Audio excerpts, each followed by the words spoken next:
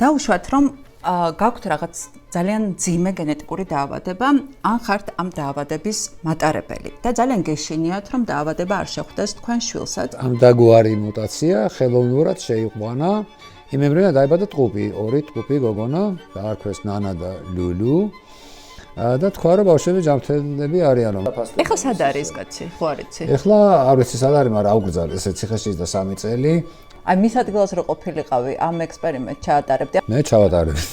3 მილიარდ ასოში ერთი არის ამოვარდნილი და აი მერც გავასწორებთ. რატო ხდება? რატო ხდება? ნუ ახლა შეიძლება გაგიკვირდეს, მაგრამ ამის პასუხი არის დარვინიზმი. აი მე განმოდიფიცირებული პროდუქტები, როგორ შეიძლება ეს ვჭამოთ?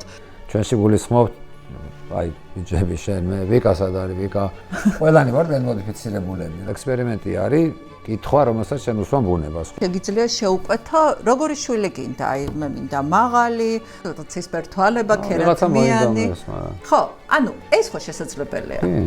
ანუ ასე შეგიძლია ხელოვნურად ჩართო გამორთო, რომელიც კარგი გენი ჩართო, უცუდი გენი გამორთო. ასეთივე სიმძლავრის პანდემია ბაქტერიული ან ვირუსული ან რაღაცა კიდე სხვა, თავსები შესაძლებელია. ორი პროფესია აქვს, არის მფრინავი და არის ეგ როგორი მეცნიერია, აქაც ძალიან კარგად გამოჩნდა. ეს ამოჭერით.